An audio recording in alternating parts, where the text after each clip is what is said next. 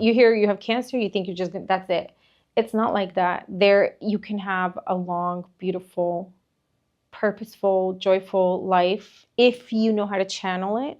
You have to channel that. It takes mental effort every day because cancer and other challenges, it's a mind game. You're now tuning in to Unfiltered.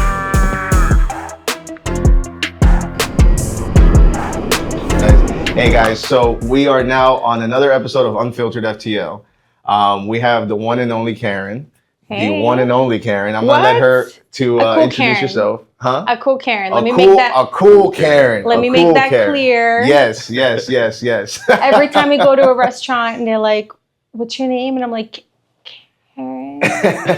And I forget, I always forget. Yeah. So I'll let you introduce yourself and what type of business you run and things like that, and then we'll take it from there. So. All right. Hello, everyone. I'm Karen with Pink Lady Marketing and Accounting, and I'm so happy to be here today. We go way back. Mm-hmm. We'll let people know the little secret. We go way back as far as high school. High school, guys. And that is such a long time ago because I was waiting for my 10-year reunion, but 20 years have gone by already. I've been waiting 2 decades. Yep. Hasn't it been? Yeah, it has. Your 20 is this year. Yeah, this year. Yeah, I saw somebody post about it. I was just like, whoa, I'm old. So, So, I know, right? I know. So, we go way back to when you were doing architecture. And you were a little architecture nerd. And I was too. Yep. But I've changed because we evolve, Somehow I landed in marketing. That's what I've been doing for years, marketing, design. And from time to time, we cross paths. That's true, A couple times we had projects in which we got to cross paths. And that's it. So I'm happy to see you doing your thing, growing into yourself, into your career. No, definitely. So thank you for joining us. We want to always highlight entrepreneurs, specifically in Fort Lauderdale. And I think, if anything, that's who you are. I mean, you've been doing businesses in Fort Lauderdale for a long time. And I think you're the definition of a true hustler. As far as I know, you're not from New York, right? No, but I do have but you have New York you state have of that mind. Yeah, correct. I do have a soft spot. That's what I was gonna say, and I think that's what attracted me to you, in the sense that the way you work, I love it. You're a go-getter and you get things done, regardless of what it is and what you have to do for your clients. I mean, you see it on your Instagram stories, your Facebook stories. I mean, before we even had stories at that time, and you would just do a post. So actually, let's talk about that before you even got into marketing. Correct me if I'm wrong, you were doing TV stuff, weren't you? I was. And what was that all about? What were you doing exactly? Actually, I was doing marketing for a TV show. Okay. A South Florida-based TV show. And we did events, we covered events, we did interviews. And so I was kind of helping out with the marketing department. And one day, one of the hosts wasn't able to be somewhere, 2 places at the same time. That was a dilemma. And I was like, I'll go. And I was kind of nervous because I didn't prepare at all. And I just couldn't prepare. But in the moment, I feel like my real artistry came in that moment, in front of the camera, leading the interviews and just be creative like magic, being able to be authentic and kind of interview that human being and really be comfortable. And just magic comes out. You know, you're not worried about the cameras and stuff like that. So then I got into video marketing a lot. And this was what? This was 2012. This was before, videos didn't even exist in social media. They didn't. They used to be very expensive. Very expensive. You will see a commercial. That's what it was. That's when you saw a video, you're like, oh, it's a commercial. And now video is king. So it's crazy how now content is king. I know. And it's so accessible in people's hands. And that's one of the reasons why I maybe stepped off a little bit from it. Because, not necessarily, but it was a part of it. And then so video marketing, and then we got into travel tourism and using video to be able to reach the people. I dealt with the Brazilian market because I'm from Brazil. So I dealt with speaking to the Brazilian people. At the time, we had a really strong tourism culture from Brazil to here. And then we had other hosts of each country, and we would go to Aspen Snowmass. I'm talking about our clients ended up being cities, Visit Florida, it wasn't exactly Visit Florida, but it was Visit Aspen Snowmass or Louisiana. Okay. So we did that. That was one of my favorite times. Very nice. That's awesome. It's cool because somehow that experience that you got kind of ties back to now, especially when you're with marketing, Everything. So that's interesting. So let's fast forward a little bit. So what, correct me if I'm wrong, when you kind of started with, before you dabble into marketing, or you said, actually, I just learned this before behind the scenes, that you were into accounting. I know. So not a lot of people know that. Before you even, people might probably think that this is new for you because now you're kind of marketing a little bit more like, hey, I can do this for you. But this is one of the first things that you've been doing. So how did that start off? And then what were the timeline after that? It's my little secret. Okay. Actually, I was doing marketing for one of my clients, and we became a family, and we really like worked together a lot. Was a tax office or a family of tax offices, and during season, I would come in and actually work internally into the marketing realm, but also like picking up admin, filling in the blanks. Like that's what I do. I'm a team player, and you fill in the blanks wherever is needed.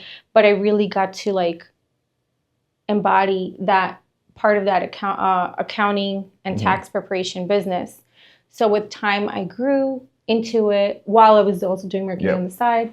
And I just learned over years. I mean, I still don't know it all. You're always learning, especially with that. And then eventually, you know, we integrated like bookkeeping. We use QuickBooks a lot, being able to have a system that really works for your business structure so that you can have a more successful marketing and branding. You have a budget, you know what you're spending, you're keeping track of things. I think data at the end of the day is king. And I think that's the core, no matter what business you're in, you need to know your numbers. Yes. I mean, you guys probably see Shark Tank and stuff like that. And how many times people get roasted when Mark Cuban's like, oh, you don't know your numbers, I'm out. So you have to know your numbers, regardless if it's small or big, because that's how you can strategize how to grow your business. And I think a lot of people till this day still don't do that. And then they come and look for help, and then they're like, hey, do my books. And you're like, what? You don't even have books. You don't have books. And then you're spending man hours going through statements. You know, and it's frustrating. I don't want to do it no matter how much the client pays. I really don't. I don't really want to do it. We get the job done. But we advise and empower businesses to just get your books, whether quarterly, monthly, because it's one of those things that you put off and a year would go by. I mean, you're here already a year. I remember when you're like, oh, I'm moving in. Time flies. Time doesn't stop. And then you just have like an entanglement, you know, to unknot. But anyway, so we ended up, we were spending a lot of money on marketing at the tax office. I mean, like almost 100K, if that, you know, between everybody. I mean, it was like street signage. That was a strategy at the time because it was before Google. Before social digital media. Ads and all that. So the strategy was that door hangers worked really well, letters, mailers. So the opportunity came about. We partnered up with Mr. Print. I don't know if anyone heard it, but Mr. Print. We bought a partner location. It wasn't a franchise. It was just a location. I ended up learning the business. I learned graphic design. I didn't mean to. It's just fun. But it fell on my lap. I was like, oh, I guess I'll learn this, you know. But it was a lot. It was a lot of, you know, learning that small business. I really understand the small business community because you have so many shoes to wear. I mean, I was doing like the accounting, the marketing, the Google came into play. So learning Google Ads for my business. Doing the relationship building, filling the orders, pressing the shirts, doing the design. It was overwhelming, but it was an incredible experience. So I wanted to kind of not tone down, but unite the two worlds coming from video marketing. Now having this print shop and having the graphic design skills and the people that I knew in Fort Lauderdale area. I wanted to come full circle, and that's where we got like Pink Lady Marketing and Design. Nice. Okay. Which was like a combination of print and digital marketing.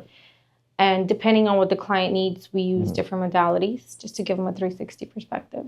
Yeah, because during that time, that's when the boom of social media started, Facebook and everything. So people kind of steered away from printing as much, only as needed. And then they were like, I need design for online. It's still graphic design. So it's like, you're like, well, I kind of already know that. I kind of learned it on my own doing all this stuff. So it's cool how you've been able to adapt based on how the market and how new tools are introduced. You have to diversify and adapt. So, I mean, if anything, because again, I followed you for so long that every time there's something new, whether it's like websites, SEO, Canva came out of nowhere, all this, you've done a really good job of adapting these tools into your business and then kind of like providing analysis and other service. Oh, thank you. So, I do try, you know, I don't put as much content as I should. Content is, you know, it's a lot. It's a lot. So I do try to like at least keep my clients informed or my public informed. But one thing you said about printing, you know, there's this evolution of like print marketing, and then we're talking about like since 2012 to now, so over a decade, you have video marketing was the thing. And then it became a little bit of a social media, then Google, SEO, website, forget about the printing. And now you have podcasts, but printing is really back. Yeah. Like we have branding right here. We have merch. Merch is the thing, you know, like we have signage everywhere. And I went to New York not too long ago and I made a post and I didn't even like realize that I didn't intentionally do it. I just took a picture and I wanted to connect with the power of branding. And in that picture, as I'm looking, I'm like, oh my God, branding is all around. Yeah. Signage is all around. Like how you communicate. You still need a little bit of that old school, organic, authentic modality. And like as much as we're evolving in this AI and this rapid technological world, I have the utmost respect for traditional old school marketing. And what's our slogan again? Design is all around us. Yeah, so that's our slogan. Design is all around us. And it's funny. You guys probably, if you guys are watching all our podcasts, probably the 5th time I said that. That's good. You got to get in your head. Because it's everywhere. Is all around it's everywhere. I mean, somebody designed these shoes. Somebody designed these jeans. Somebody designed this watch.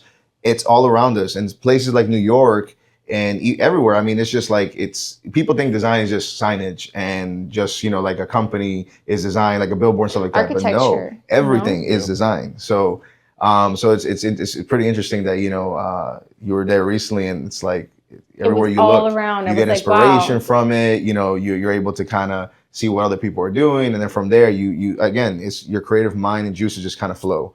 And then what we love about it is that we kind of like, we'll take pictures and things like that so that we create mood boards or we show it off on our next design if it fits their brand guidelines and things like that. Yeah, mood boards are awesome. Yeah. One thing that like gravitates me to bring out in this conversation is like, to me, design is energy. Sorry if I'm touching my record. It's energy. And I feel like those things, they never die. You know, they live on and they transform and they live on. So being able to communicate your authenticity in the moment, your essence, your power through branding, like that's my artistry. I know that's your artistry, you know, so I'm really nerdy about those things. Yeah, no, it's not easy. Awesome. So that, I mean, that's great to hear, you know, like how you've adapted, you know, from one business to another and you're merging businesses together and then, you know, just keep adapting because what's happened, I mean, specifically during COVID, there was like a boom of new business owners. There was a boom of new business owners. And these business owners are like, they're seeing opportunity, which is great, whether it's a restaurant or whatever business they want to do. But the thing is, they don't have the foundation and background of how to be an entrepreneur. Oh my God. So accounting, doing books, payroll, all this stuff. They have no idea. But that's why, you know, I love bringing those little elements into a business because you have to go to school for driving. You have to get a license for everything, you know, like, but anyone can be an entrepreneur and you could make a lot of mistakes. You know, it's not even about like being smart or not. It's just the mistakes and the learning, and there is zero enforcement for having to know anything. So you go in, you create these businesses, and you have no knowledge about anything. I mean, I didn't. I can speak for myself. I learned a lot, and I really want to pass those lessons on, and I can't hold back. If I know I can do something for a client that's really going to create their foundation, as you say, you just do it. Correct. No, it's exactly what we do. I mean, I learned the hard way too. I made mistakes, but now because what we're tailored to do is we vamp up businesses, whether it's a mom and pop or a business that want to take it to the next level. We're able to now say, listen, you got to do this. Sometimes we're having a meeting and we're talking about things like, hey, did you register this? And like, wait, I thought we were talking about marketing. I'm like, I can't get to that unless you do this. Exactly. So this is the foundation. Just like a building, you have to have a strong foundation. If not, it's going to fall over. So it's eventually it's like Jenga, it's going to fall over if it's just a weak foundation. So you have to have these skill sets and you learn it. And there's YouTube University. There's YouTube University. TikTok University. TikTok. You got to check your facts. Check your facts, please, because not everything. If you guys didn't know, not everything on the internet is true. Just so you know, all right. Oh, I didn't. Okay, thanks for telling me. I'm just kidding. But that is what makes a good marketer. You know, like good because you're looking beyond what is just marketing and branding. And like you're looking at the foundation, the structure to make sure everything synergistically works together. Same thing with making sure my client's customer service is on point. Like I will not work with a client if I have hesitation about their customer service. That doesn't mean they have to be perfect. If they've had like negative reviews and things like that, we can correct that, but they need to have a structure and a system in place before we can spend our time, right? And our creative energy. It's funny you mentioned that because I keep saying that customer service went out the door after COVID. No, I feel like that's I feel like businesses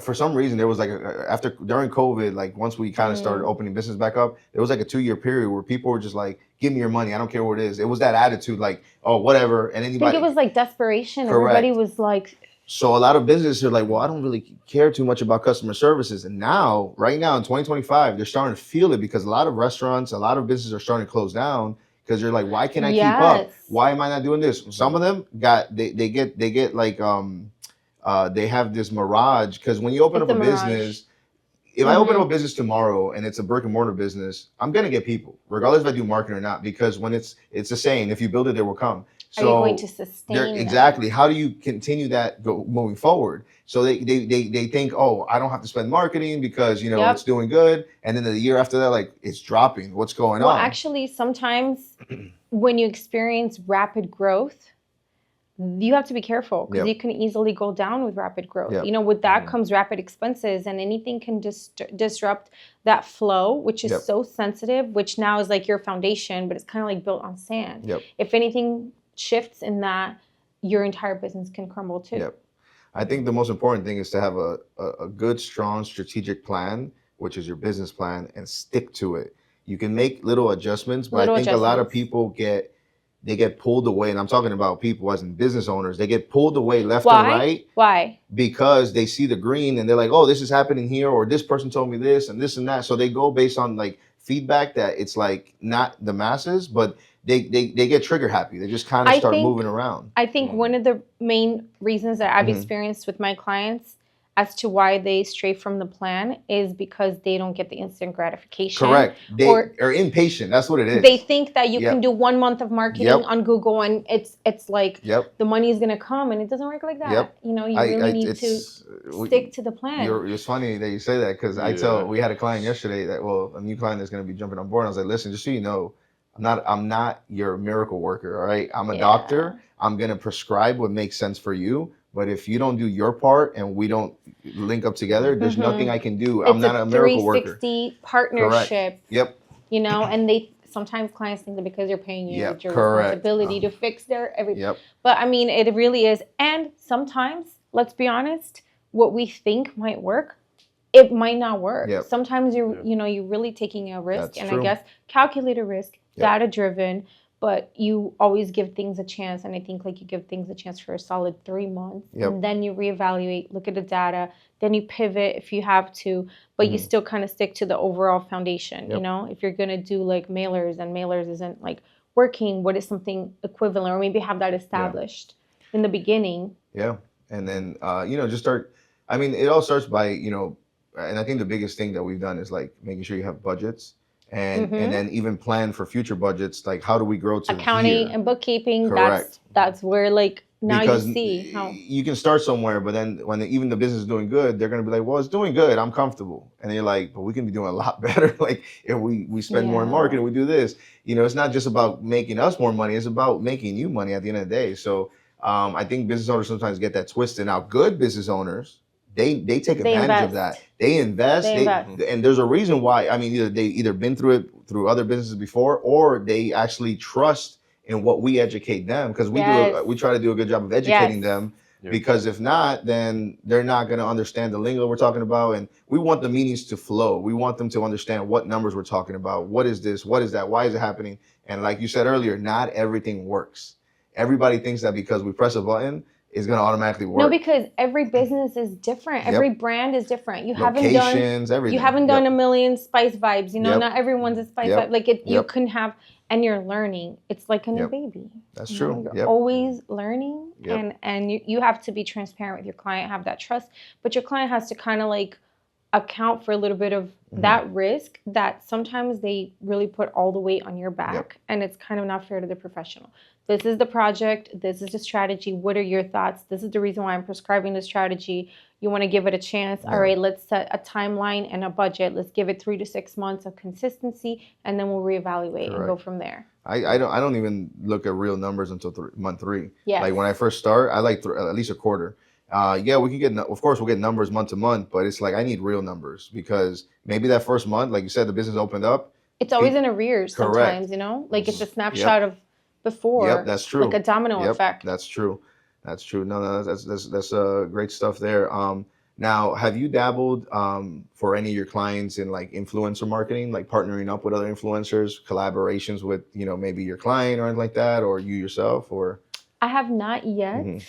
That is something that I've been aligning myself towards to doing. I've dabbled more in event marketing and letting that be the influence, not necessarily like a person, but the event attached to a brand. Like a pop-up event or like an actual event that's happening like at the city, and then you guys get a booth and it's being seen, or what do you, or an event just for that location? I've tried to do event marketing for not necessarily a location, but a client that might have multiple locations. Yeah. And I really enjoy having that same event in different locations and kind of observing the consumer behavior and understanding like how do they receive communication? Is it the sign at the cashier register? Is it the social media? Is it the emails? Like just kind of like understanding, and you can have like significantly different results with the same brand, with the same strategy, but different locations.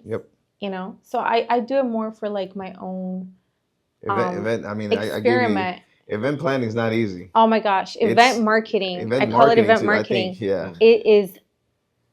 You're upside down because you're always gonna put more time than, you know. It's a passion project for the most part, and I did it because it was my university. I wanted to learn how do people think, how do people react, and I really wanted to create. So that was like my passion project, but it is something that not everyone can do because it's difficult to plan. You need to have consistency without, you're not going to have the results in the beginning. That's true. So it's really like heartbreaking. Yeah, because then the client gets discouraged and they're like, well, this didn't work out. And it's like, well, I mean, nobody knows who you are yet. So you got to build it up. But what happened when even I took a step back, because it got, at some point I was like, okay, I'm going to like tone down. It was my own thing, you know, like I'm going to tone this down. What happened? Everybody started asking me, hey, weren't you doing that? Aren't you going to do that? When are you going to do that next time? Can you invite me next time? So I got to really understand that even when you share it on social media and you feel like nobody's listening, even when you're like, oh my God, I'm getting burned out. Like, why am I doing this? When you're kind of questioning your own purpose, like when you are consistent, you make an impact and you are missed, you know, I think consistency is probably the number one thing. And also, I mean, people will notice when you're inconsistent. More than they notice when you're consistent. 100%. And I think a lot of people, they get discouraged because it's true. The thing is like I follow people that sometimes I don't even press like on their stuff, or I don't even comment on them, but I hear the message. You hear it, And then if they don't post again, well, this is weird. What's going on? You know, I'm like, I missed that. That was like my daily medicine, and I'm like, it's just gone. So that's why, like, one of the main keys of marketing is like the sandwich, you know, like peanut butter jelly. So you have like your content, your call to action in the middle, and then you hit another content at the end, because you stay in that person's mind. Correct. It's not as much about like the consistent call to action as much as just being present. And a little call to action can be enough, you know, like a gentle one, and then just being like present, consistent. Because like you said, people might not always react in that moment, but it will be in their mind. And when they see you again, it'll be like, oh yeah, I need to, you know, touch base. And it works almost every time. Yeah, no, you're right about that.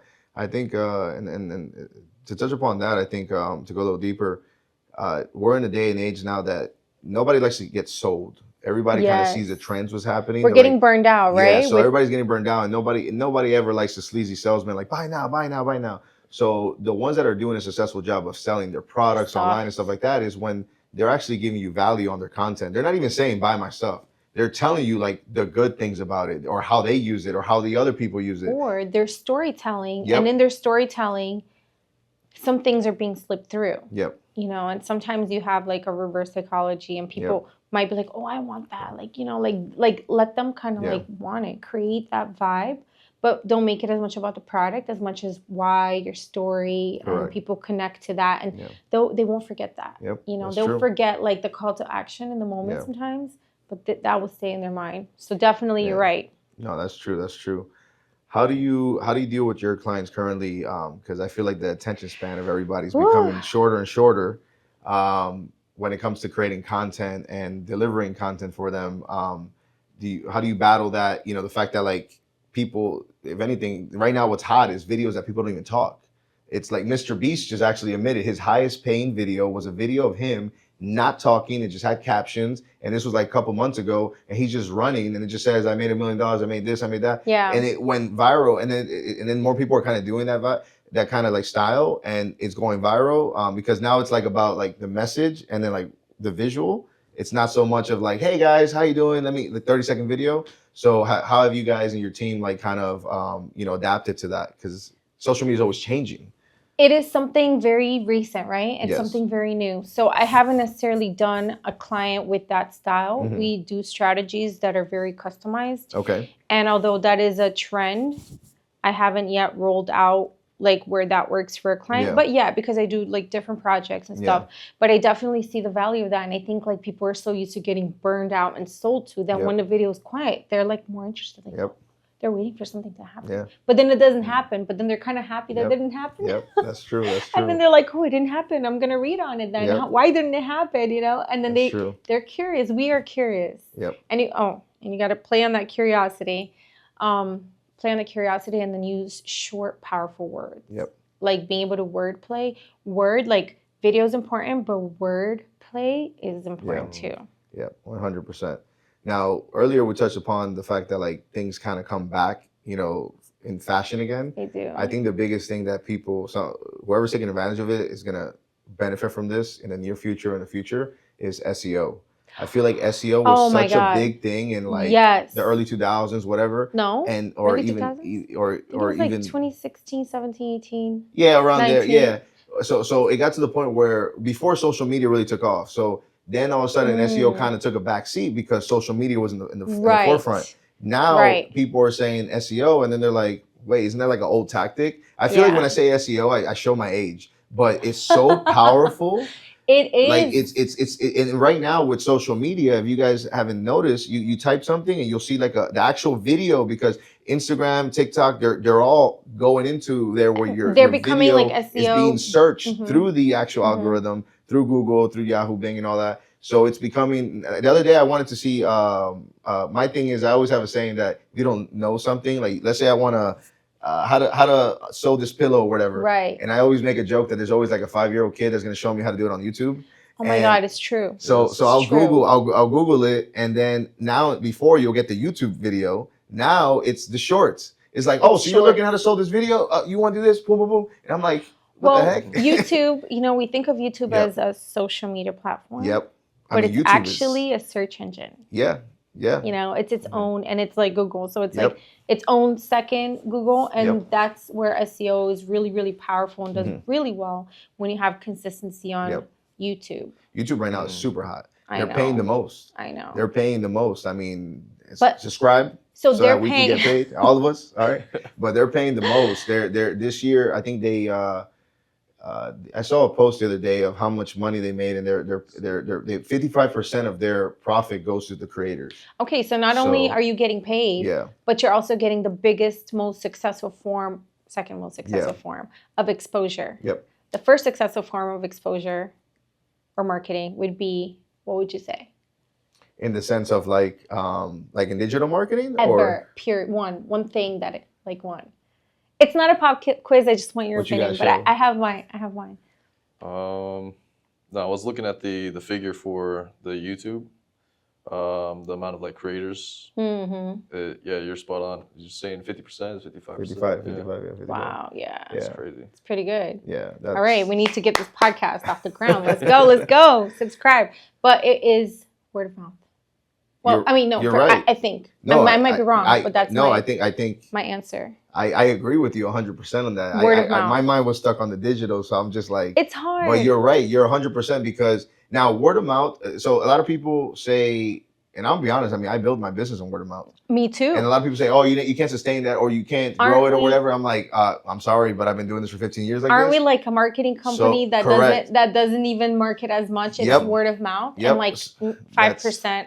I always tell them, I'm like, we don't drink our own Kool-Aid. Like, we make the Kool-Aid, we sell it to our clients, but we don't do it ourselves. And that's okay. People might be like, well, then I'm not. If you can't drink it, then no, it's okay to do that. If it's working for them and working for you. But word of mouth is super powerful because if you do a good job, a good, honest job to your clients, they become your ultimate salesperson. Yes. How many calls that I've gotten from somebody and they say, hey, I'm referenced from XYZ. Yes. That sales goes so fast. And I'm just like, you want to propose? No, how much? Okay, tomorrow start. Whoa. It leads, what I know, happened? they're like, here, take my money. It leads to instant trust and credibility. And I think like that's the foundation for marketing, you know, leads into like, that's why I was talking about customer service has to be kind of like strong because it plays into that. Like you really need that trust. I think it works for our business because we don't go after the masses in the sense like we're not a restaurant. We're not like, give me 1,000 people every day so I can sell burgers to.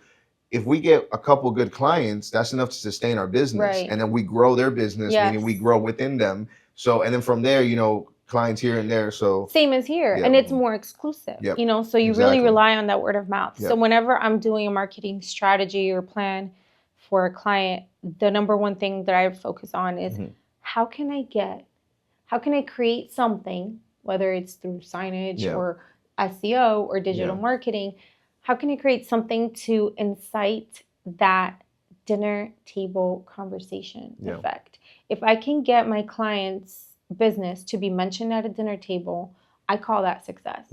It might not translate to immediate data, like numbers, you know, like you might not see it on Google ads, you know, because it can take time. You can talk about it on the dinner table. Google won't know about it. And it would take maybe a day or two or a week, or whatever, before that person takes action that is actually not clocked in to data, but their bank account will feel it. And that's when I'm like, like mission accomplished. Yeah, I'm happy. They don't know it, but I know it, and that's what to me is a compliment.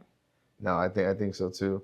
No, that's awesome. No, I think you should definitely. I know you say you've been toning down like some of like the marketing and things like that for your end and your brand. I think if anything, if you can, you have a great personality. I think you're made for the camera. So you have some funny videos and stuff like that. So I mean, I think it's great. I think all your clients, I mean, it shows your reviews and everything. They kind of connect with you. You know, because you give them, I think the biggest difference maker between you and other companies is the fact that you give them that personalized like experience.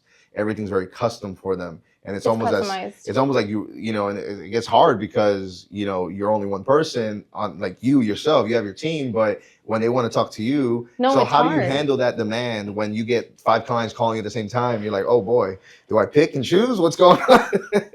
Or do you schedule it nowadays? You're like, listen, let's schedule a time in our calendar. What? I'm really blessed. And I don't know if it's because of the years that we've shaped it. Like the client culture, you can really shape your client in a good way. And picking and choosing is a blessing to be able to do that. But I'm really blessed to have clients that are so patient with me. And they understand. They really work with my timeline. They understand. And as long as I communicate, they're good. You know? So I don't necessarily have like too many clients at this moment, and I don't have too little. I have the right amount that's proportionate to what I can handle and to what I can deliver, and I really like that. But it also depends on having a mix, you know, and we have a season. Like I have a season where I know, okay, every February, March, April, May, it's like schools. Like I deal with a lot of schools, preschools, like all the t-shirts, all the field trips, all the graduations. Like that's something that to me is a big season. All the construction workers come in. So it's like understanding your business's seasons and then being able to be equipped in that time with a little bit more woman power, right? Woman power, manpower, whatever, people power, right? Yeah, you never know. So being able to be equipped in that moment and then also be transparent, communicate to your clients. But I haven't really had too much of that issue. Nice. No, in a good way. I think what you say is true. You can kind of, if you do a good job of like controlling your environment, in this case your clients, and you have a good relationship with them, they're educating them. Like this is how we work. Because the thing is, I think the misconception is that when people get hired on from either us or anybody, they think that we're like they're 24/7 workers, and it's just like. Or can we talk about? Hey, I need this design right now. It should be a 5-minute thing. And it's really not. It could be me changing a comma. Correct. The fact that I got to sit down and stop everything and open your file, to me, that can take me 24 hours. It's easy, but it's not easy to sit down. Well, you know it's not even what I explain to clients. I get calls sometimes. We got a call the other day. It's like we set our production time for the currently is 5 to 7 days. Like, oh, it's gonna take you that long to do that website. I was like, no, I'll be honest with you, it'll take me 1 hour. Oh, a website? Was it a website? It was a website update. I was like, it'll take me 1 hour. The thing is that you're in line. And on top of that, you're not a recurring customer. You just want a one-off thing. I'm like, we'll do it. It's just that I cannot, and we're not gonna lie, because that's the thing. A lot of what I used to do when I started, I'm like, drop what you're doing and let's get it knocked out. It used to be but like then that. I'm almost disrespecting my team because we're like, well, why are we always dropping what we're doing and just hopping onto this and hopping onto, we're never gonna get stuff done. Well, that creates burnout. Yes. And then you won't be there for your client. Yep. You know, and I can attest to that. I know that what burnout feels like and not being able to be present. Mm-hmm. So at the end of the day, like having boundaries, knowing your own standard operating procedure, having boundaries, communicating effectively. And I say this, but I'm not perfect. I have my times where I miss my communication and this and that.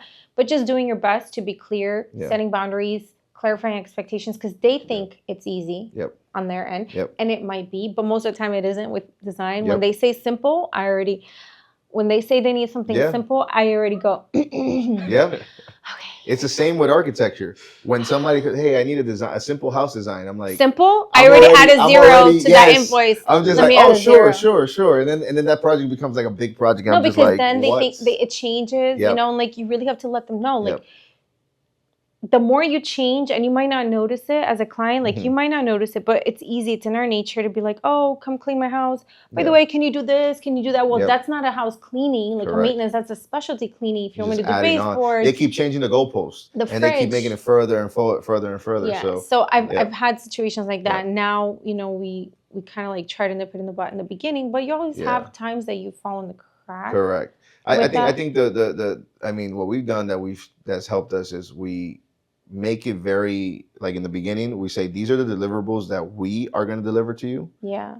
Because that's another thing. When people say marketing, they think that we do everything. And yes, I'm pretty sure, because I've done, like for example, we're talking about it earlier. We don't focus on headshots. There's professional photographers that all they do is headshots. Can I do a headshots? Do I have the gear? Do I have the team for it? Yes. But I only do it if like it makes sense for our team or for our clients. But I don't sell it as a service like, hey guys, you need a headshot, come make an appointment. That's not our specialty. So a lot of times, you know, not people that aren't our clients, they go, oh, but can you fix this? Can you do that? I'm like, yeah, but now you're kind of taking me into a different direction, and I'm steering away from what you even hired me in the first place. It gets a little messier, you know. That's where situations happen. And then your time, exactly, like you end up taking more time, and you quoted them something, but then it's kind of like not fair to you. And if it's not fair to you, it's not going to be fair to them. Correct. I mean, it's like going to a restaurant. It's like going to McDonald's. They have all the equipment.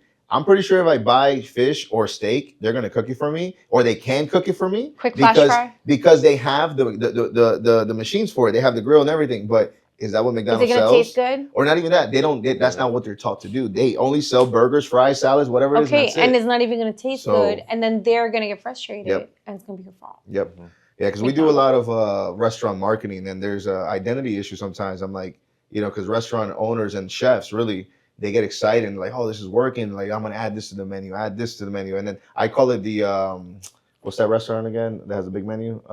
Cheesecake Factory. Oh my God, yeah. I don't know how Cheesecake Factory. I mean, they have a beautiful establishment and everything. They have a good vibe and everything, but that menu, guys. I mean, because we specialize in menu designs. Yeah, menu design. That menu literally has a Coca-Cola ad in. It's like 30 pages. It has a Coca-Cola ad in there. Like as you're scrolling down, you see it's like I call it a mini commercial. You're like, okay, sure, okay, Coca-Cola. It has so many dishes that me personally and a lot of people, you're confusing the customer. And a lot of people talked about it on the reviews. I've seen it because I'm like, I can't be the only one. So when it comes to mom and pops, you want to be very direct. Like, if you're good at this, just be good at that. Well, and don't start inserting things that you don't need to just because others are doing it. It's hard to be minimalistic. Mm-hmm. It's hard. Correct. Yep. But one comment I have to say is like, I wonder if a longer menu plays a role into money being wasted because the customers are taking longer to make a decision. Yep. And that's longer of a table being taken up. Yep. And your turnover is not, as high as it could be. That's true. Yeah, that's true. So you got to think about like the operational part, Maybe that's why they threw the free bread.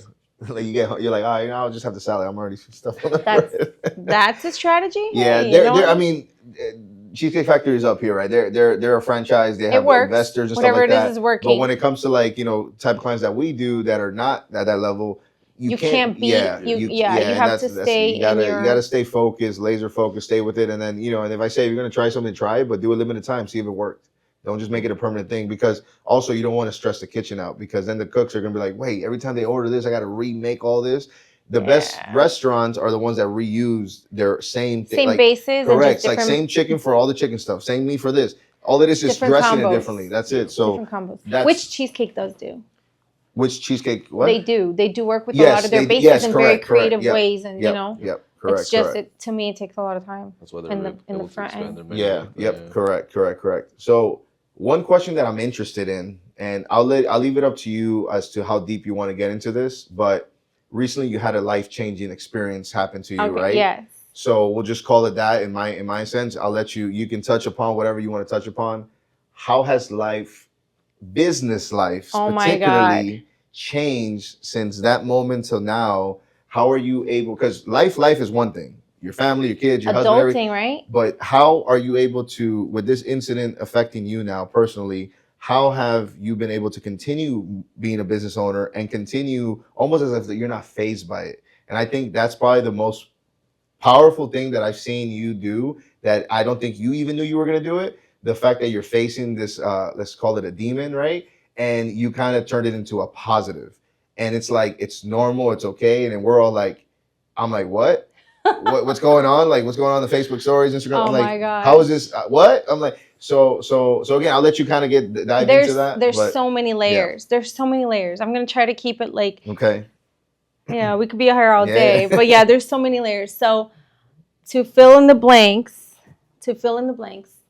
I was actually 3 years ago almost, diagnosed with a very aggressive late stage surprise cancer. Mm-hmm. And, you know, at the time I was told like you have months left, which is crazy. Yeah.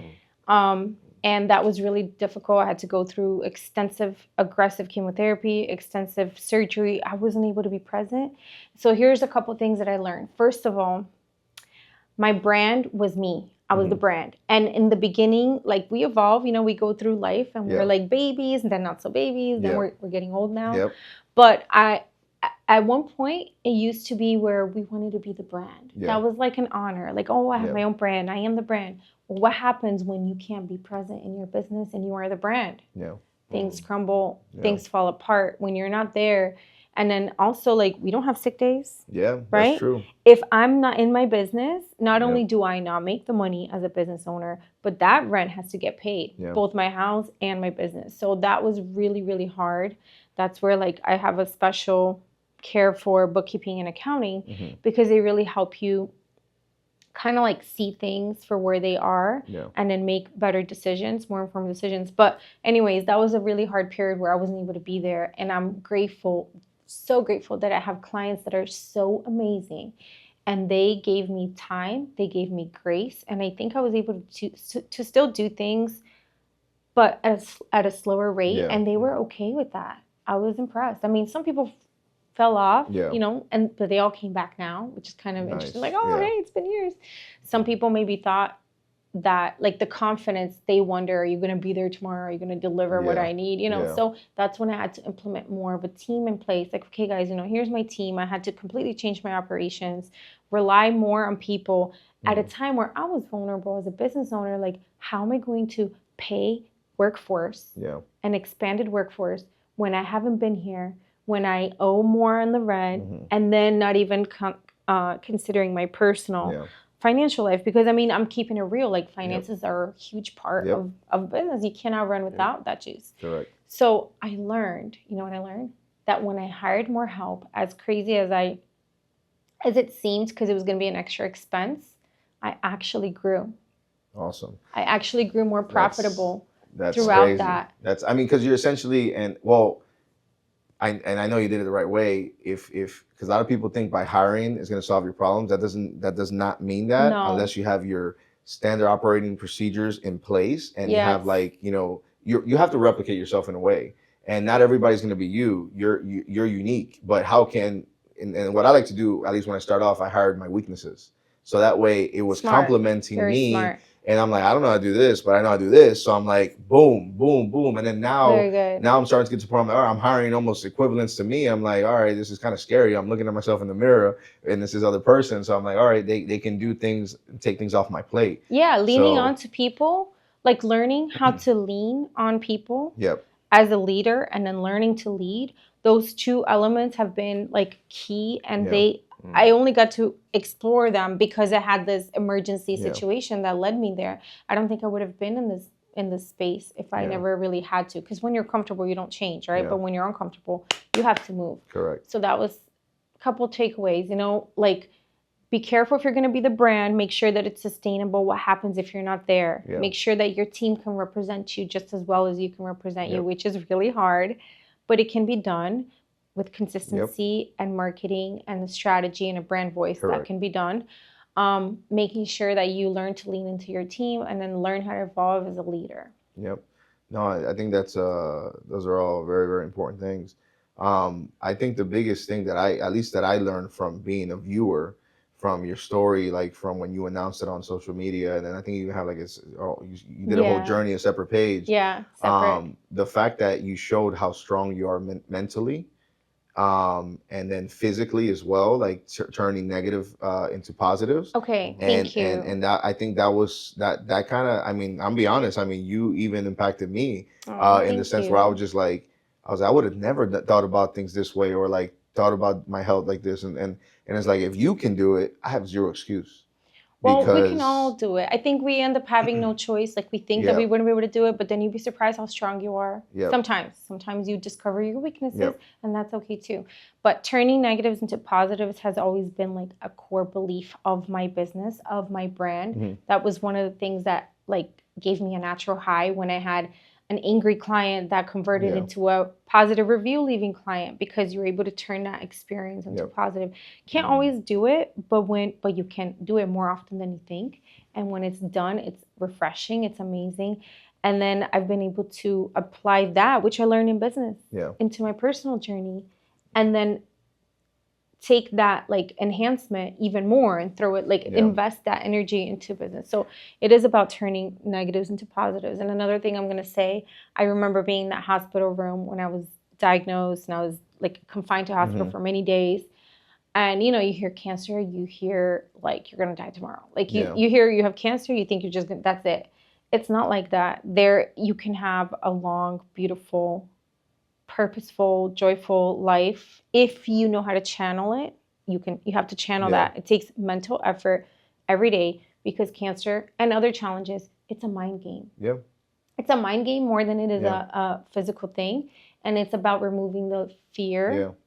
And when you discover that, when you uncover that, like fear is just a little mouse behind the light, making it seem so big. Someone told me that, and it was so amazing. Natalie, if you're watching, you know, like it's just a little mouse behind a projector. So when you uncover fear and you make your fear be scared of you, and then, you know, and then you are so powerful as a leader, as a woman entrepreneur, as a business owner, whatever.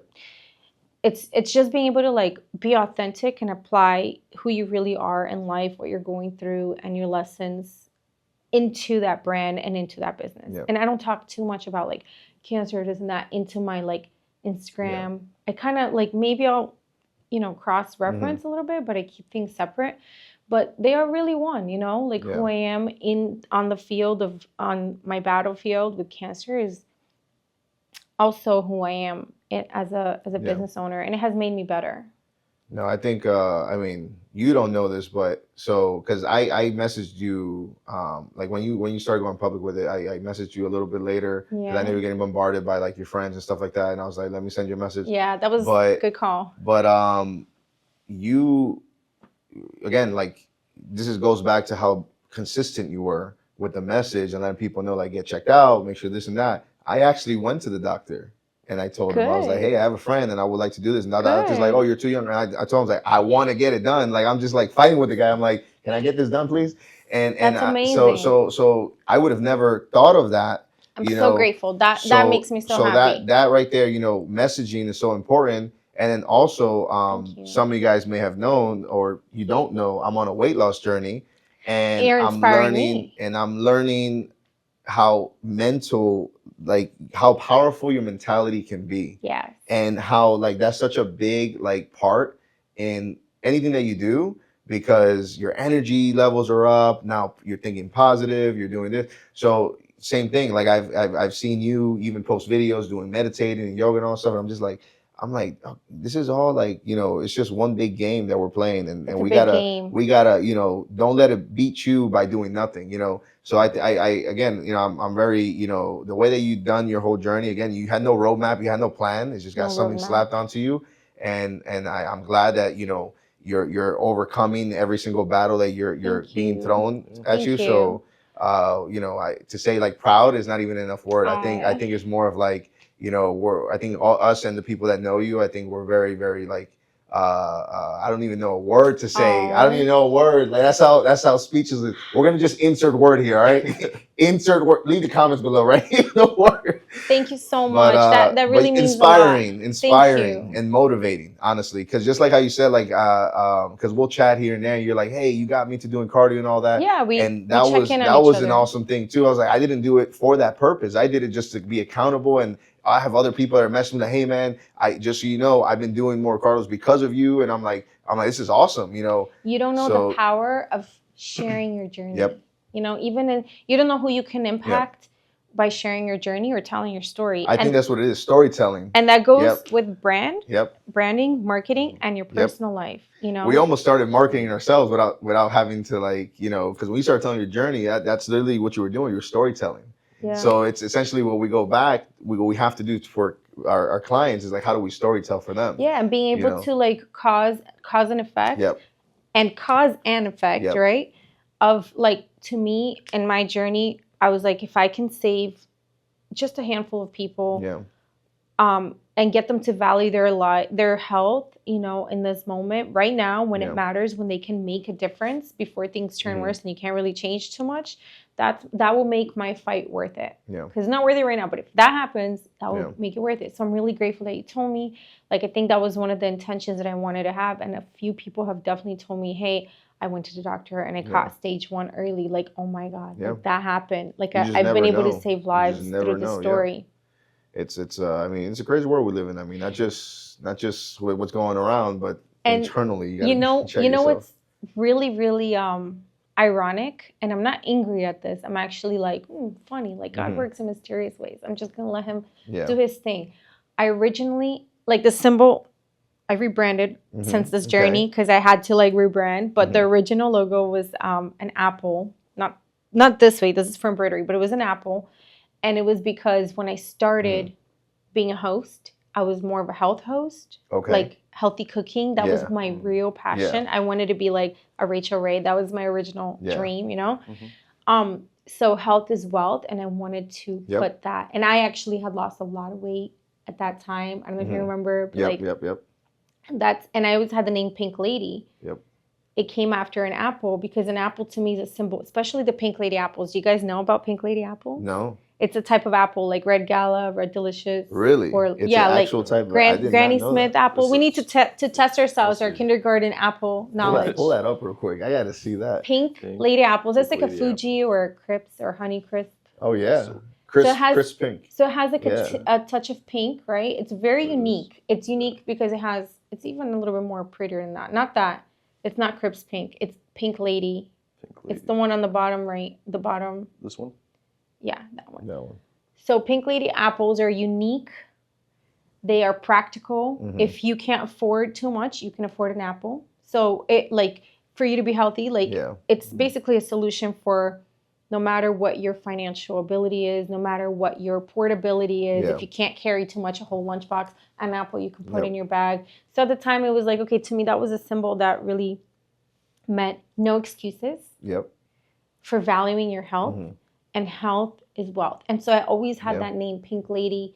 I always knew it was going to be Pink Lady something. And it wasn't until I was ready to start a business and I'm like, Pink Lady marketing, and it was the foundation of it was that health is wealth. And the irony is that I'm leading this business with no health, with no health. And at many times I've experienced no wealth because of that, and it's almost like contraindication, right? But I'm okay with it because I do believe in God. Like, I know God has a purpose for my story, and I can still transport the overall message is that, like, turn negatives into positives.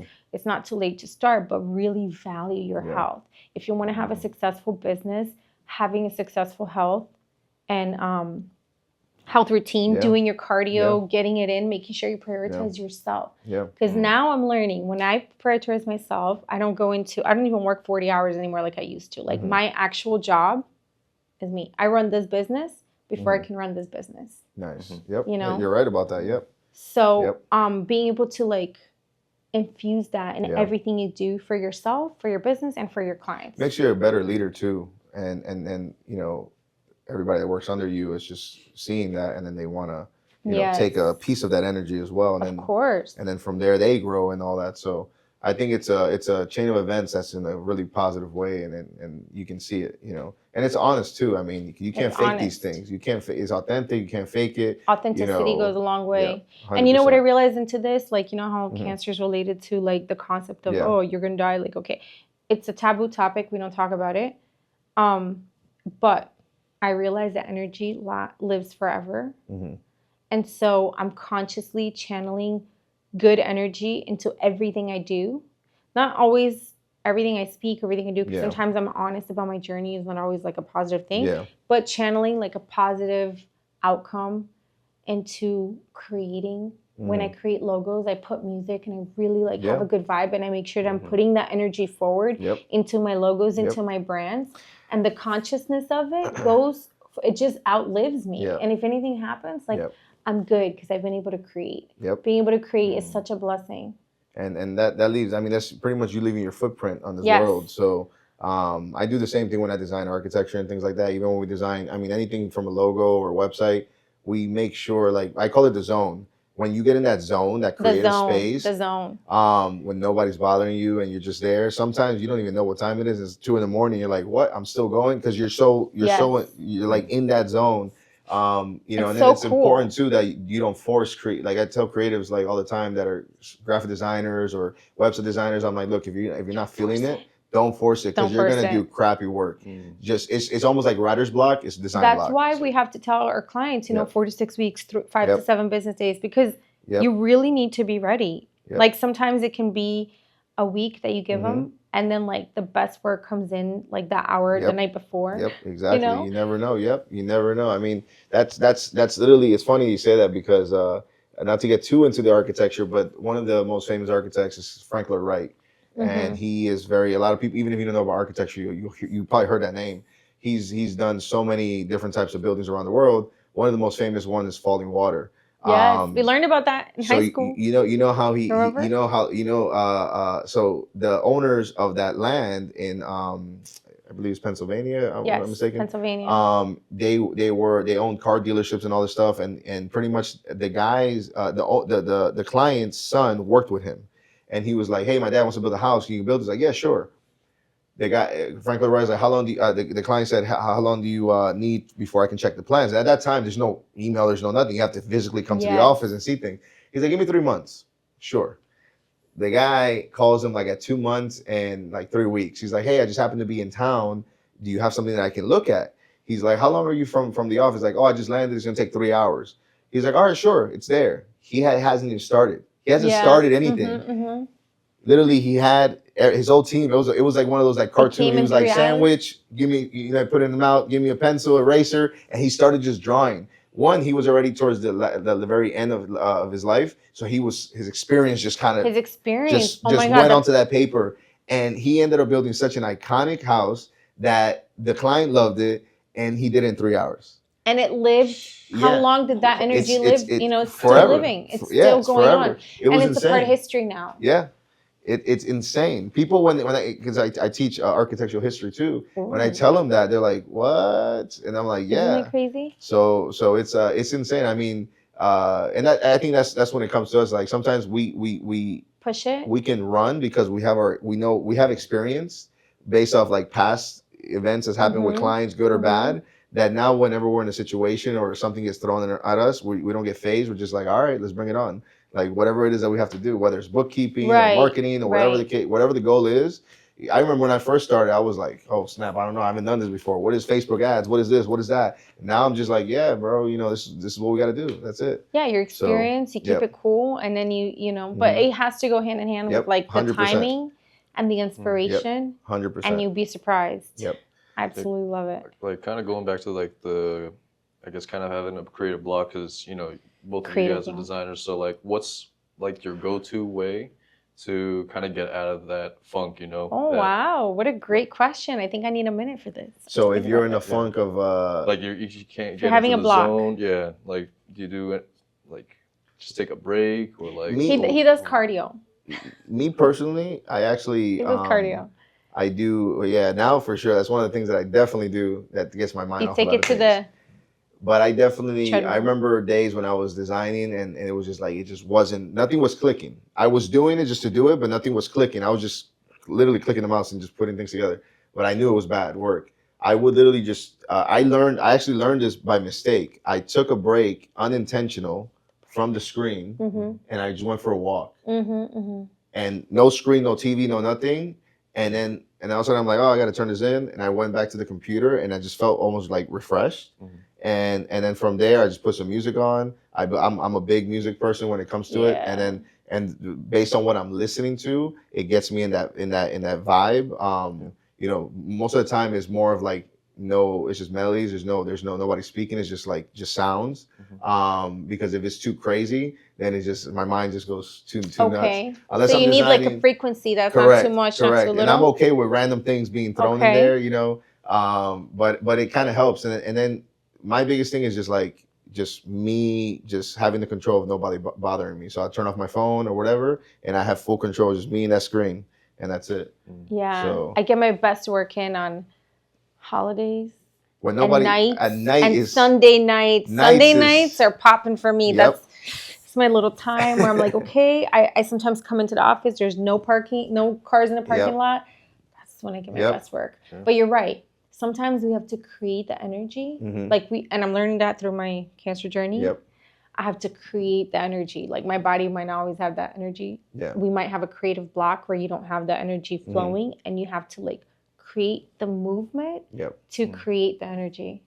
And then in turn, you create more movement and energy with that creation. Correct. Another thing that I mean, there's one thing that I tell my designers, since we do, well, depending on what you're doing, whether it's a logo design, right? You don't just start drawing right away. You normally have a research phase.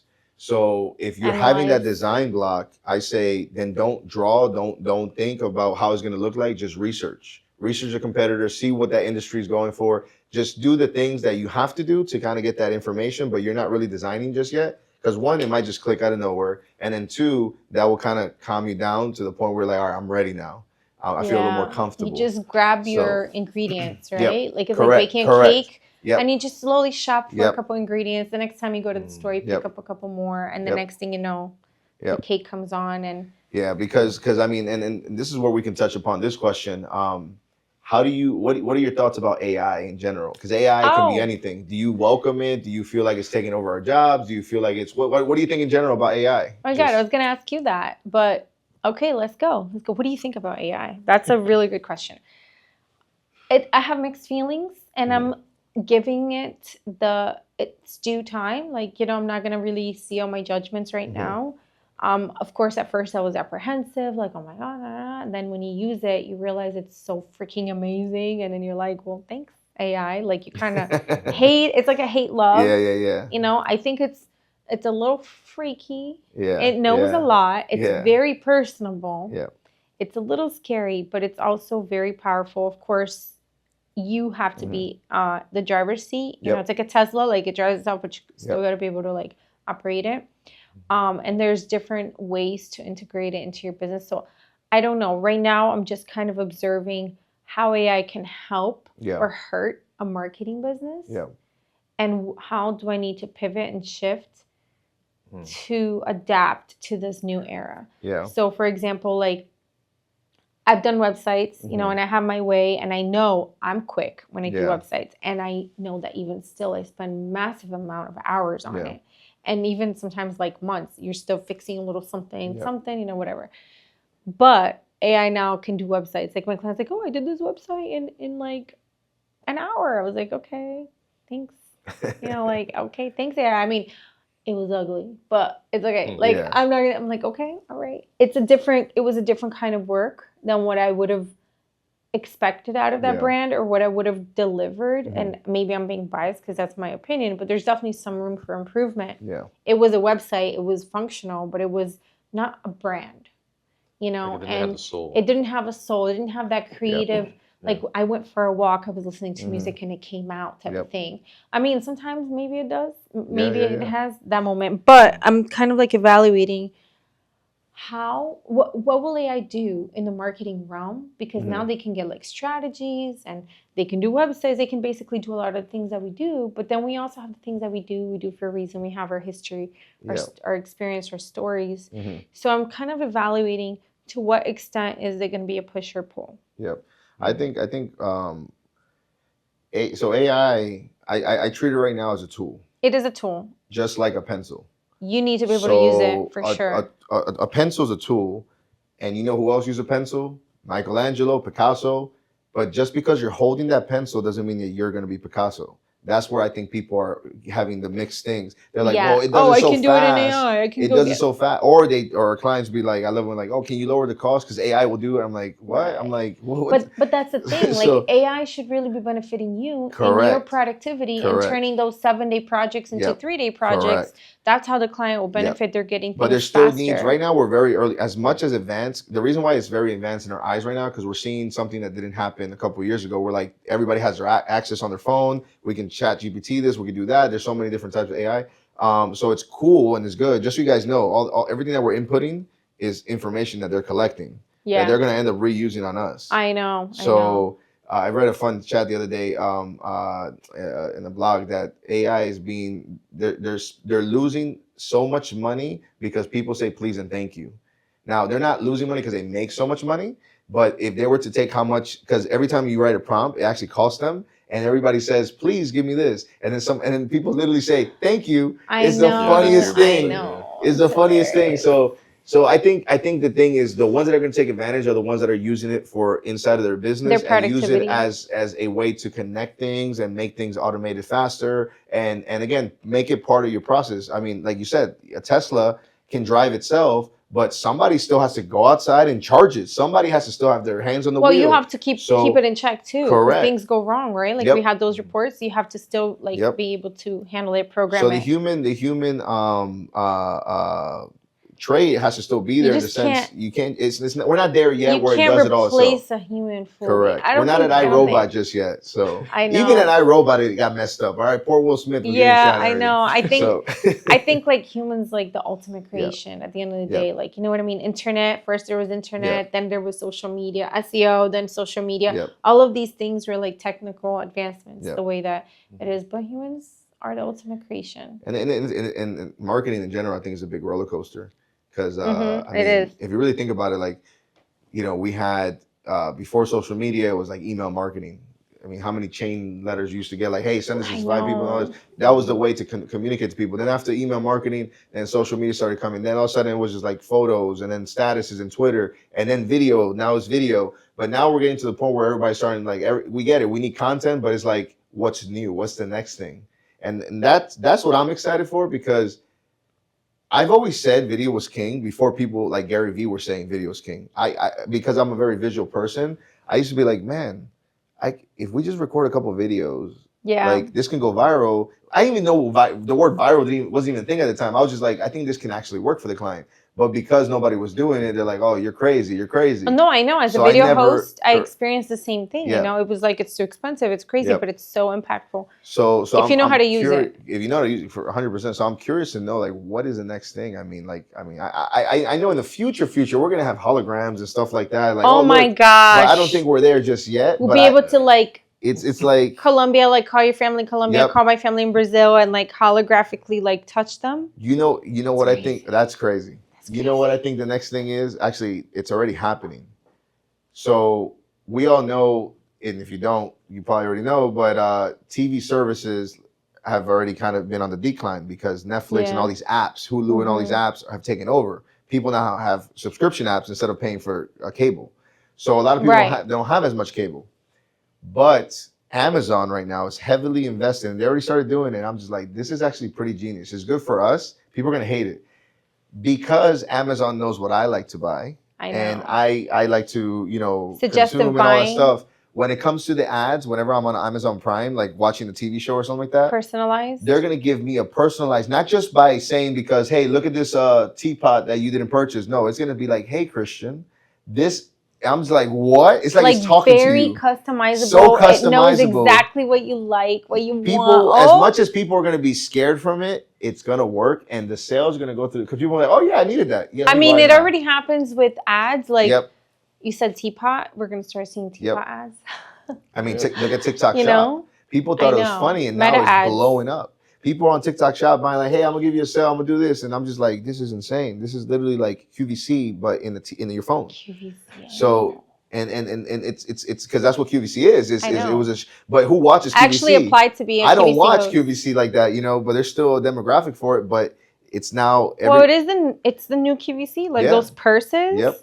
On TikTok that sell like that, it's crazy. I mean, it's they get you those impulse buys too. I know. That's what they're. I'm one of those. Yeah, they get you. I'm like, and all of a sudden, we'll get a knock on the door. It's like, what would you order? I don't know. I ordered something last night, Rogers. I don't know what it was. It looked cool. It is so crazy. They're gonna listen and learn and understand and then be able to serve. So that's gonna be the new form of advertising for sure. Now, I wanted to ask you because you're in the printing business. You know.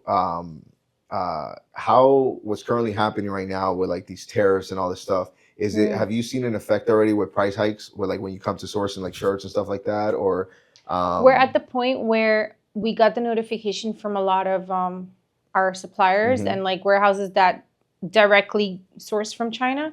So we've already gotten like starting May 1st, you may experience this, but then there were so many changes in the policy back and forth where it was like then it changed again. So then May 1st came, and thankfully I haven't experienced it yet. Yeah. But we are on the lookout. However, we have some, you know, inside information of how the industry works.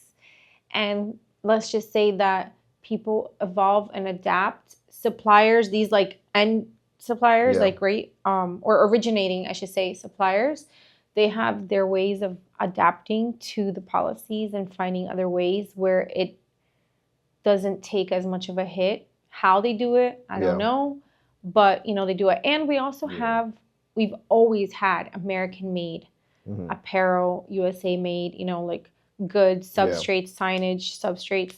So we have that as well. And I'm curious to see if that will be the new cheap. Because it used to be like 2 times the cost. Yeah. But now that might be the new cheap. So I don't know. We're at the moment where things are still up in the air. And we'll just wait and see how it settles. Yep. We are equipped to keep, you know, to serve our American-made products.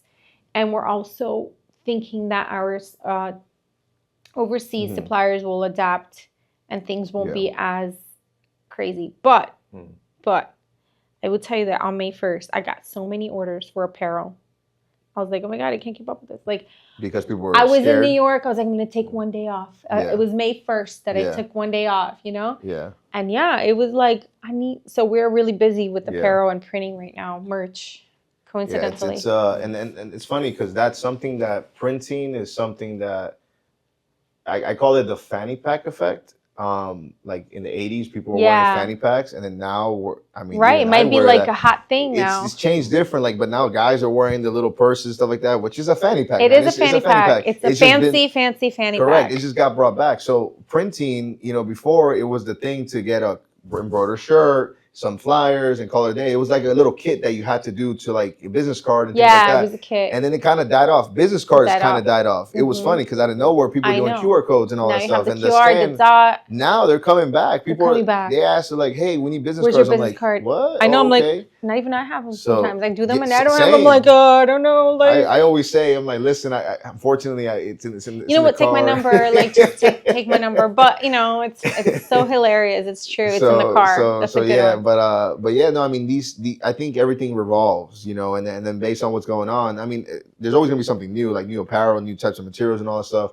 But it's funny to see. It's a cycle, right? Correct, and especially since we've been in this industry for so long, it's like to us, it's something really old school, and it's like, what? This is coming back. So that's why in my practice, right? Can I say that? Yeah. Okay, in my practice, I just use a combination. Okay. Not all the time. depends on the brand, on their goals.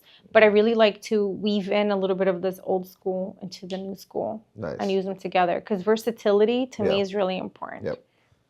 Yep, 100%. So if content is king, who's queen? Or what is queen? Like, I mean, it could be content is king and queen. I mean, essentially. What?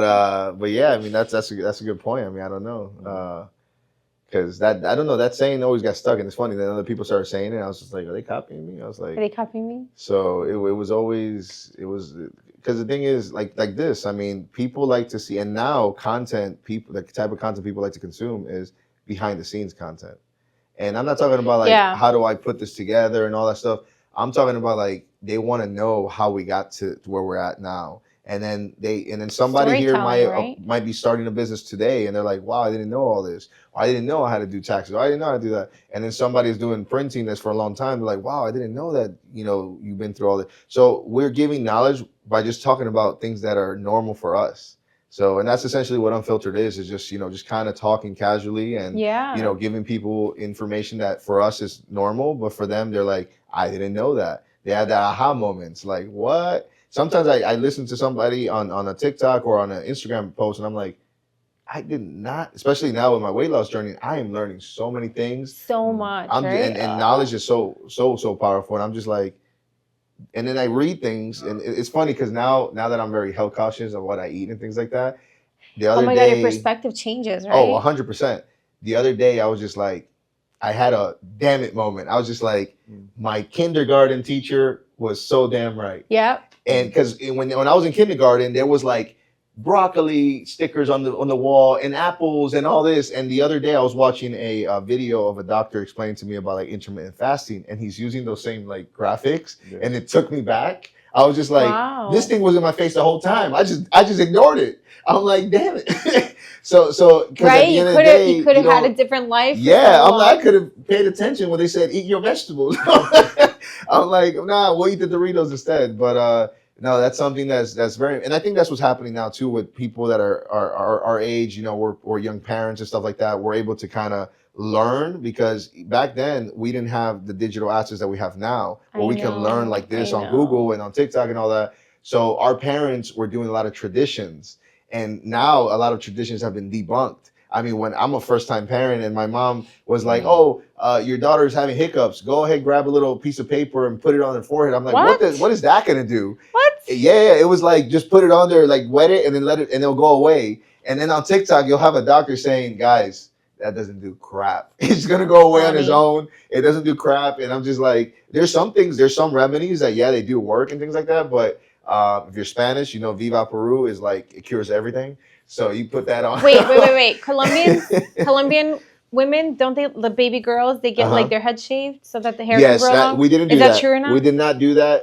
but that is very common. They all have really beautiful hair. Yeah, they when they're babies, they shave their hair completely. I couldn't do it.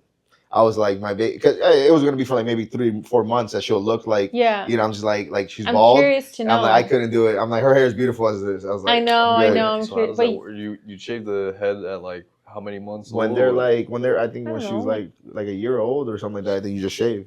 That's completely. Just once. And then because that way it has a lot of benefits. Apparently your hair grows back and all. I don't know. My barber Juan, what we had in the podcast, he did that to his daughter, and he told me all the benefits. So check out his podcast. Can I still do it? But yes, I'll try. But yeah, definitely true with the way that. Speaking of hair, before I get into that, because did you have to shave your head or at one point or? I mean, I thought about it. I almost did. Or did you start losing hair? I lost so much hair. Well, what I wanted to get but I never lost all my hair. Is I want to touch upon your wigs, because you have a collection of wigs. I mean, when I'm talking about colors of the rainbow, she, yo, I mean, you gotta have fun with it, right? I had fun with it. Yeah. I had so much fun with it. At first, I didn't know they were wigs, so she pulls it off so well, and I'm like, yo, did she color her hair like that fast? It was like colored and long and blonde and full, and I wished I was like, you never know nowadays with social media, right? You never know. That's true. You never know, but that was. I can talk about that because that applies into like branding and experiences and how you project yourself to others. Oh my God. When I lost a lot of hair, but I think mentally it was more like, we think of cancer, we think of bald headed. Yeah. So I was like, okay, I have cancer. I can legitimately get a wig. Like I have like a wig pass. Yeah. You know what I mean? Whether I lost the hair or not. I lost a ton of hair. I was self-conscious. It was super thin. But it was like people would still look at me and be like, but you have hair. But to me, I didn't have hair. Yep. And I didn't feel confident. So I put these wigs on. And when I bought these wigs, I had to wait till I was ready. It was a very personal journey. I had to connect. You know, kind of like the blue movie with the blue horses they have to connect with. The Avatar? The Avatar. Yeah. It was like an Yeah, avatar. yeah, I had to go and like try them on and then connect with yours. And I did. It was at the mall. I put this one wig on and I connected with it. I did this like, sorry about the microphone. I did this like head thing and it didn't come off. Yeah. So I'm like, that's how I know this is the one. So that was Claire with a K. And I did my own personal branding, which was like, okay, you know what? I'm going to have alter egos. And these alter egos are going to represent the tone, the personality that I carry through with this crazy journey that I myself can't possibly carry through. So I'm going to create, as a creative, right? I'm going to create these personalities that can handle it better than Karen can. So Claire was this beautiful blonde, very outspoken, very clear, very like powerful. The advocate, she was the health advocate. She would step in and be like, no, doctor, like, better check yourself, you know? And then came Candy, so that she was the hot blonde. And when she walked into a coffee shop, let me tell you, all the old white men would be like, can I buy you a cup of coffee? Like, they didn't even, I mean, I could have looked busted in my face. They just saw the long blonde hair, and it was like opening the door for me and like letting me, I was like, okay, I'm going to enjoy this. Sure, why not? You know, like that was, that was really cool. But I'm like, that's when I started having the realization. I'm like, man, if only every woman can have this experience of having a wig that's different and then going out into those shoes, creating a personality, and see what that day in the life of that person would be like, because you experience life so much differently. Karen walks in, nobody buys me a cup of coffee, okay? Like, I'm like, okay, you know, like, and I have to say Karen, and they're like, yeah, your order is going to take a little longer. But anyways, you know what I mean? At the counter. Speaking of that, I want to touch upon that. So because of social media, right? We've had these Karen incidents from other Karens, and now it's the thing is like, oh, you did something like silly or bad, whatever, you're pulling a Karen. First of all, so how has this affected you in your life? Oh God, why always and get have you had an incident where, like, I think the other day you said something and you asked for a little too much on Starbucks and you told them your name or something? I yeah, no, well, I'm already a picky when it comes to ordering my coffee. With this health journey, I am like, it is kind of funny because I'm like, I walk in, right? Let me do a little acting now, okay? I'm like, yes, hi. I just want a coffee, just a simple coffee. No, actually, let me get a cappuccino. What kind of milk do you have? Almond milk. Do you make it at home? No, you don't make it at home. Okay. Can I check out the ingredients of your almond milk? And I'll take your coconut milk too. And then I read and I'm like, yeah, this isn't healthy. I'll just have regular milk. But can you put half, and half in there? I legit do this. Like, they're like, what? Like half, and half in your regular milk, but you want almond milk? Because at the end of the day, like, almond milk is less healthy than regular milk. If you think about it, it has like all the gums and like, it's just, it's and oat milk is even crazier. Really? Like, I'll drop some knowledge. People might say you have like segmented people when it comes to health, just like marketing. You have the people that say I'm fear mongering, like, and then you have people that are like, yeah, you know? So this is my journey. I learned that oat milk, you try to do a healthier choice, because I was putting oat milk in my coffee all the time. Trying to be healthier before my diagnosis. And after my diagnosis, I tested, like I did like a full comprehensive, super crazy test that your regular doctor doesn't do. And it came in super high for glyphosate. So I did deeper research. And I was drinking oat milk that's filled with glyphosates, which is basically pesticides, because oats are heavily sprayed. And oats is in everything. So not only is it heavily sprayed, you're drinking pesticides in your coffee, in your milk, as you try to be healthier and more conscious. But because marketing and design and branding and labeling has a responsibility, they can make and create, but they can also really hurt and change the truth and narrative and misconception.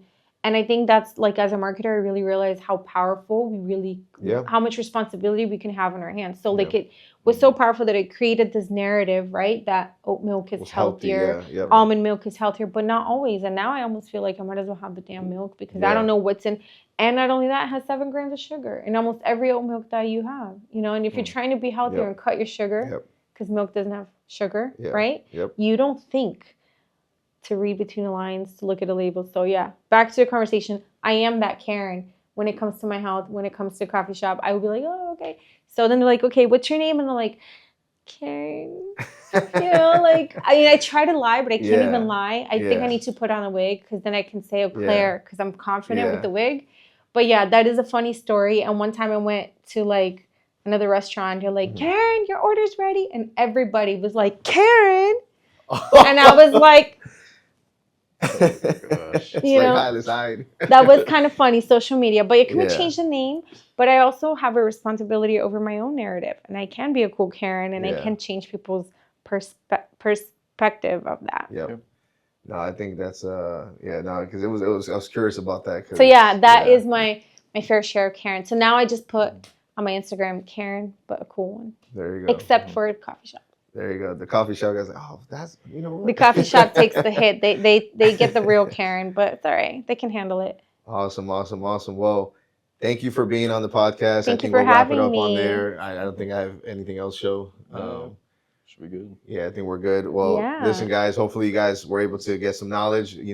These are two marketing agencies here, essentially, and, we all live in the same bubble. We're not competing, we're collaborating. Nope, correct. Right? 100%. And complementing each other. So that's really cool. And we're here and to even support. Collaborating too when it comes to like some projects we have in the past. So at the end of the day, it doesn't always have to be a battle like everybody thinks. It's not dog eat world all the time. So I we think can be better, stronger together. I think as strong as your network is how strong you can keep growing and scaling and so on and so forth. So we'll wrap it up on this. I appreciate it. Thank you very much. Thank you. Thanks for having me. See you guys in the next one. It's a wrap. Bye.